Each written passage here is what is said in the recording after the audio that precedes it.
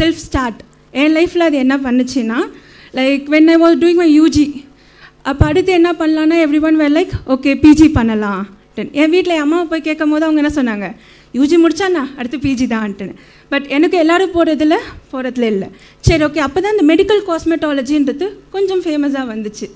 சரி ஓகே, எவ்வளோ ட்ரை பண்ணிட்டோம், இதையும் ட்ரை பண்ணலான்ற மாதிரி தான் ஐ ஸ்டார்டட் மை கரியர் இந்த medical cosmetology. Completed my course. முடித்ததுக்கப்புறம் ஒரு நல்ல கிளினிக்கில் ஐ காட் பிளேஸ்ட்.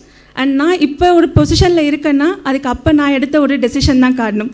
ஸோ அதுக்கு ஆச்சாரியா தான் எனக்கு அந்த ஒரு கான்ஃபிடென்ஸை கொடுத்தது. ஸோ இப்போ ஸ்டூடெண்ட்ஸ் எங்கே வேணாலும் நீங்கள் போகலாம், what ever the field you may choose, அங்கே நீங்கள் கண்டிப்பாக ஒரு ஸ்பெஷல் பர்சனாக தான் இருப்பீங்க. ஸோ இப்போ நான் என் ஃப்ரெண்ட்ஸ் யார்கிட்ட பேசினாலும், அவங்க ஐடியில் இருந்தாலும் சரி, டாக்டராக இருந்தாலும் சரி, அவங்க இருக்க கரியரில் அவங்க ஒரு பெட்டரான பர்சனாக இருக்காங்கன்னா அதுக்கு கண்டிப்பாக காரணம் ஆச்சாரியா தான். ஸோ என் கிளைண்ட்ஸ் எல்லாம் வரும்போது when I ask them பசங்க என்ன ஸ்கூலில் படிக்கிறாங்கன்னும் போது ஆச்சாரியா நம்ம அப்போ கெத்தா yes I am also from Acharya, அந்த ஒரு கெத்து தட் மூமெண்ட் கொடுத்தது கண்டிப்பாக. ஸோ இங்கே சொன்னாங்க நிறைய வேர்ல்ட் ரெக்கார்ட்ஸ் எல்லாம் பண்ணாங்கன்னு. when it started I was also a part of that 7 world records.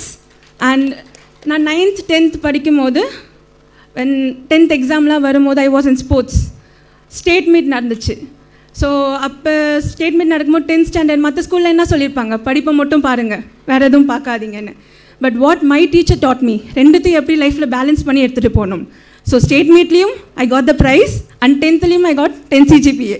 So ரெண்டு விஷயம் எதை நீங்கள் சூஸ் பண்ணணும்னு வந்துச்சுன்னா ரெண்டும் நமக்கு வேணும்னா அதை பேலன்ஸ்டாக எப்படி எடுத்துகிட்டு போகணுன்னு first we have to learn.